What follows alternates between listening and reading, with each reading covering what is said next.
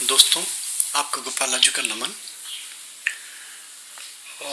जो अध्यात्मवाद में इंटरेस्टेड हैं, जाते हैं, बहुत सारी टर्मोलॉजी सुनी होगी उन्होंने। सहज योग है, क्रिया योग है, शिव योग है, सोहम योग है, शिवोहम योग है, सुदर्शन योग है, नाम योग है, ध्यान योग है, काम योग है। काम योग भी एक उसकी जो अपनी डेफिनेशन बना लें आप काम योग की। काम मीन्स अपना कर्म और काम मीन्स जो दूसरा वाला काम है। तो ये वस्तुता है क्या? योग सबके साथ जुड़ा हुआ है। योग मीन्स कि कहीं जुड़ना, किसी से जुड़ना। और कैसे जुड़ना? कि वो ऊपरी मन से जुड़ना, या मन, कर्म और वचन तीनों से जुड़ना। तो ये और जुड़ना कब होगा? जब साध लेगा आदमी अपने आप को। तो ये साधना क्या है? एक मैं समझता हूँ, मेरी जो अपनी बुद्धि में आता है कि साधना में सब कुछ है। साधना एक हम सुपर सेट माने साधना को, है ना। और जो जितनी चीजें हैं सब इसके अंदर जो भी हैं, जितने मैंने नाम लिए, सहज योग है, क्रिया योग है, सुदर्शन योग है, नाद योग है, ध्यान योग है, जितने भी योग हैं 10, 20, 50, 100 जो भी सुने होंगे आपने, ये सब साध ही तो रहे हैं। हम साधना ही तो कर रहे हैं इसको। और साधना क्यों कर रहे हैं? किसी को वशीकरण के लिए कर रहे हैं, किसी को वश में करने के लिए कर रहे हैं, अपने फेवर में करने के लिए कर रहे हैं, अपने स्वार्थ के लिए कर रहे हैं, अपने ऐश्वर्य के लिए कर रहे हैं, अपने हवस के लिए कर रहे हैं, अपने भोग के लिए कर रहे हैं, अपने उद्देश्य की पूर्तियों के लिए कर रहे हैं।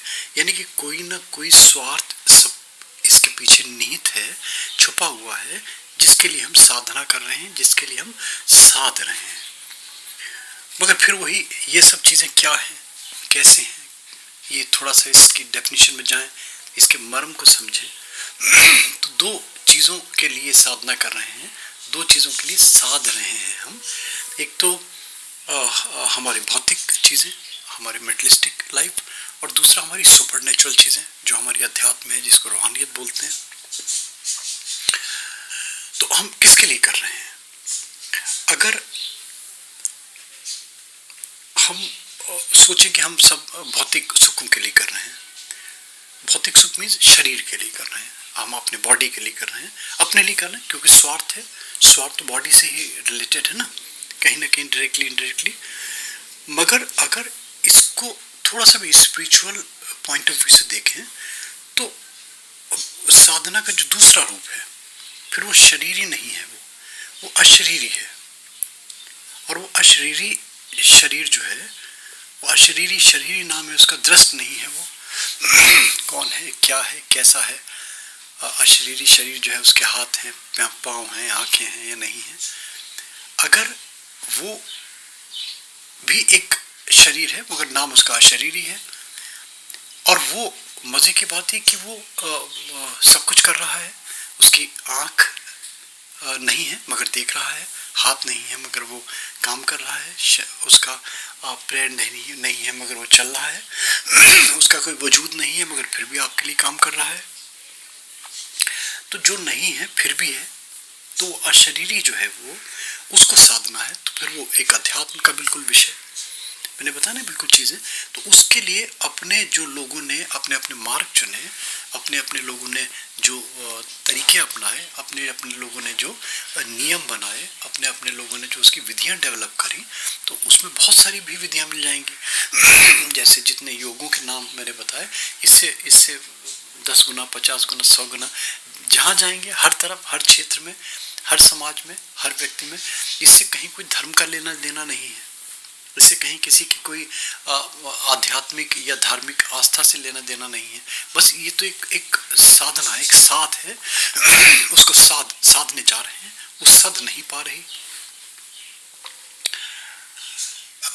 मैं, क्योंकि आपको पता है कि लिखने पढ़ने का शौकीन, खोजी प्रवृत्ति, R&D ओरिएंटेड मानसिकता पाई है, तो सब चीज़ों को देखता हूँ, सुनता हूँ। साधु संतों के प्रवचन अच्छे लगते हैं मुझे, पढ़ता हूँ, अच्छे अच्छे विचार पढ़ने को मिलते हैं। तो जो मैंने कुछ चीज़ें देखी, वो जो अशरीरी शरीर है, वो क्या है? तो वो ये तो निश्चित है कि वो अगर भागेंगे उसके पीछे तो मृग तृष्णा की तरह वो आपके आगे आगे 10 कदम चलेगा, मिलेगा नहीं आपको, भाग के तो नहीं मिलेगा कम से कम, और जितना भटकेंगे भटकने से भी नहीं मिलेगा। शांत चित्त होकर मिलेगा तो अंदर ही मिलेगा, अपने घर में ही मिलेगा, अपने कमरे में ही मिलेगा, अपने अंतःमन में ही मिलेगा, अपने शरीर के अंदर ही अशरीरी शरीर मिलेगा आपको।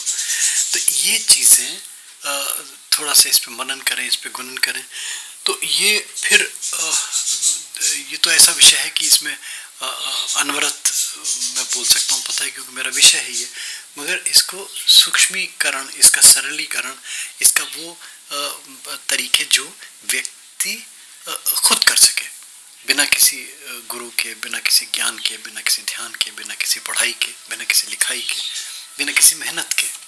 सबसे बड़ी चीज़ है, 3-4 चीज़ें मैंने जोड़ी, उसमें जो मुझे अच्छा लगा वो सबसे अच्छा, अगर किसी को दरकार है, किसी को इच्छा है तो ट्राई करें। ये तो मिठाई की दुकान है भैया, ये सब थोड़ा थोड़ा टेस्ट करेंगे ना तभी तो पता चलेगा किसका कौन सा जायका है। किसी को गुड़ अच्छा लगेगा, किसी को कलाकंद अच्छी लगेगी, किसी को चमचम अच्छे लगेगी, किसी को हॉट डॉग अच्छा लगेगा, किसी को तंदूरी चिकन अच्छा लगेगा। तो ये तो स्वाद है अपना, जो स्वाद डेवलप करे, जो स्वाद आपका शरीर एक्सेप्ट करे, जो स्वाद आपको सुख दे, मगर सुख वही कि वो सुख शरीरी है या अशरीरी है, वो स्वाद शरीरी है या अशरीरी है। तो 2 शब्दों को तोलना और तोल के इनको मर्म को समझना, ये फिर थोड़ा सा एक वो विषय है जब थोड़ा सा आपका थोड़ा सा भी ज्ञान, थोड़ा सा भी ध्यान, थोड़ी सी भी बुद्धि इन चीज़ों की तरफ लगने लगेगी तो फिर अपने आप पेनिट्रेशन बढ़ता चला जाएगा आपका, अपने आप आपको अच्छा लगने लगेगा। सरल सी चीज़ों में बताऊं, एक कमरे में बंद कर लीजिए अपने आप को, कमरा ऐसा हो कि ऑब्वियसली शांति हो, अपने आप को भूल जाइए 1 मिनट, 2 मिनट, 5 मिनट के लिए, और भूलने के बाद में रोइए, गाइए, गिड़गिड़ाइए, गुनगुनाइए, चिल्लाइए, हंसिए, रोइए, अपना एक दर्पण सामने रख लीजिए, उसमें अपनी छवि निहारिए, छवि निहार के हंसिए, रोइए, मुँह चढ़ाइए, उससे बातें कीजिए, धीरे धीरे धीरे धीरे उछलिए, कूदिए, गाइए, तो धीरे धीरे धीरे धीरे धीरे अपने आप को भूलने लगेंगे आप, एक लगने लगेगा मैं क्या हूँ, मैं कौन हूँ, मैं कैसा हूँ, ये जो भावना आने लगेगी, फिर अपना शरीर देखें, फिर अपना शरीर देखें, ये एक स्टेज बनेगी आपकी। इसको जो सूफी नृत्य में जिनका इंटरेस्ट है, मैंने इसमें बहुत अच्छा आर्टिकल लिखा था, एक सूफी नृत्य का इसका पूरा उसका डिटेल्स दी थी, बहुत अच्छा है। इसमें सूफी नृत्य में जाएं आप, आनंद की अनुभूति होगी आपकी। वो बचपन में अगर सबको याद होगा अपना बचपन कौन भूलता है, याद नहीं कि हम हाथ दोनों फैला लेते थे धरती के समानांतर और नाचते थे, क्लॉकवाइज एंटी क्लॉकवाइज नाचते रहते थे, खूब नाचते थे, और नाचते नाचते क्या होता था, अरे चक्कर आ गया, गिर गया, अच्छा लग रहा है, अच्छा, और नाचो, और नाचते नाचते फिर आंखें बंद होने लगती थी, चक्कर आने लगते थे, पस्त हो जाते थे, पस्त होके बिस्तर पर गिर जाते थे निढाल होके, फिर वो बड़ी चैन के साथ नींद आती थी।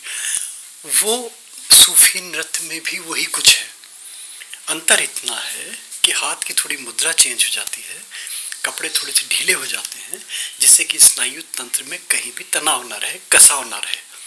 बस कुछ नहीं, बाएं हाथ को नीचे छोड़ दीजिए, धरती के जो करतल है वो धरती की तरफ कर लीजिए, धरती के पैरेलल कर लीजिए, और जो राइट हैंड है उसको अपवर्ड्स कर लीजिए, जैसे एक हाथ में जो उसकी करतल है, करतल को आकाश के पैरेलल कर लीजिए, एक ये मुद्रा बन जाएगी, और इस मुद्रा से आप नाचिए, नाचते वही जैसे बचपन में नाचते थे, घूमनी आ गई, चक्कर आ गई, तेज घूमिए, फिर आपको आनंद आने लगेगा, फिर आपकी गर्दन एक तरफ झुक जाएगी, फिर हाँ बड़ा अच्छा लग रहा है, और घूमो, और नाचो, तो नाचते क्या होगा, करते निढाल होने लगेंगे।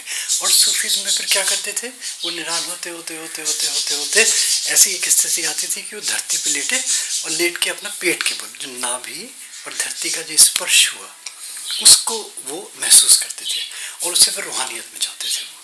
तो ये जो रूहानियत थी सूफी वाली, ये इसमें चाहिए।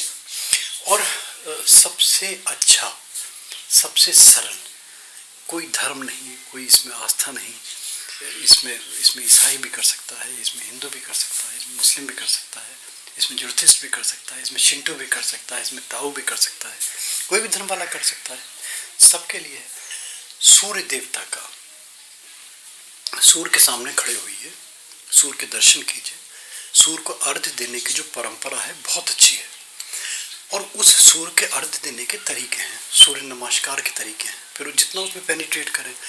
मगर सबसे सरल, सबसे सुगम क्या है कि आप सूर्य को जल दीजिए, जो भी पात्र लेते हैं आप जल का, सूर्य की किरणें आपके जल से छन के आंखों पे और पूरे शरीर पे पड़नी चाहिए। और फिर अपना ध्यान आप आंखें बंद कर लीजिए, आंखें बंद करके आप सूर्य के दर्शन कीजिए बंद आंखों से, और सोचिए कि सूर्य धीरे धीरे धीरे धीरे धीरे धीरे धीरे क्या हो रहा है, वो एक पूरा एक विस्तृत विशाल पिंड बन गया, और विशाल पिंड बनने के बाद में वो सूर्य ही सूर्य है चारों तरफ हमारे, और हम भी फिर सूर्य के एक हम उसी के ही एक अंग बन गए, हम एक आग का गोला बन गए। हम जैसे उषा की लाली मॉर्निंग में दिखाई देती है या संध्या समय दिखाई देती है, वही हमें उसी कलर का, उसी तत्व का हमें आभास हो रहा है धीरे धीरे। और वो क्या होगा, करते करते हम उसमें रमने लगेंगे, हम उसके अंदर खो जाएंगे, और वो जो खोना होगा उस खोने में फिर आप गायत्री मंत्र का जाप करें, गायत्री मंत्र का जाप करके सूर्य को अर्घ्य दें, तो उसको आपको और अच्छा लगेगा। और गायत्री मंत्र का जाप का विधि क्या है, तरीका क्या है, ये देखिए अपने अपने उससे वो रिदम हो, एक रोमांच हो, एक अंदर से महसूस हो कि अंदर से हमारी अंतरात्मा की आवाज़ आ रही है।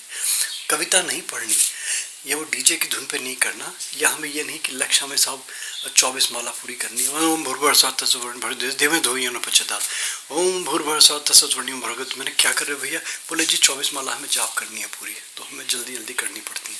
ये क्या है बताओ। तो ये डीजे का शोर, और ये हमारी ये कविता पढ़ने की भावना, प्रवृत्ति, जल्दी जल्दी वो घास काटना, और एक मंत्र का जो तरीका, जो मंत्र जाप करें, मैं इसका बोल रहा हूँ, आप इसको देखिए, इसमें कितना आपको आनंद आता है।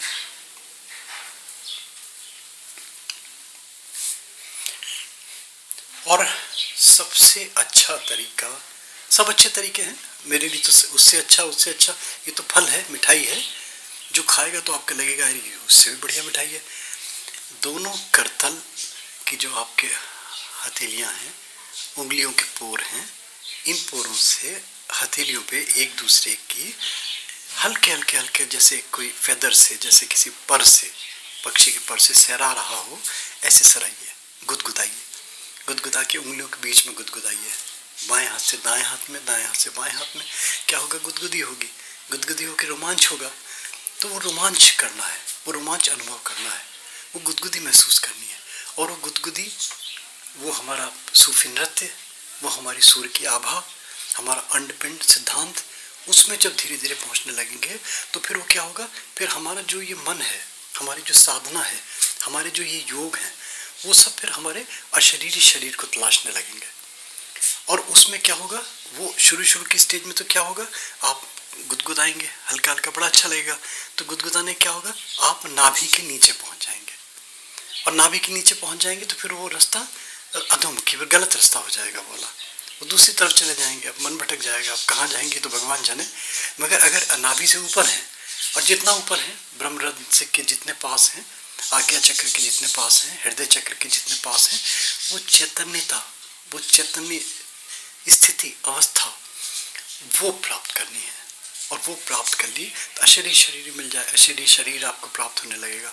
फिर आपको लगने लगेगा कि कुछ ना होते हुए भी, हाथ ना होते हुए भी काम कर रहा है कोई हमारे लिए, आँख ना होते हुए हमें देख रहा है। तो वो क्या है, वो दिव्यता क्या है, वो दिव्यता अगर समझ में आने लगी तो फिर वही आत्म साथ होने लगेगा, और आत्म परमात्मा का मिलन होने लगेगा। यही सार सत्य है, यही मर्म है। इसको समझिए, इसको करिए, इसको अपनाइए।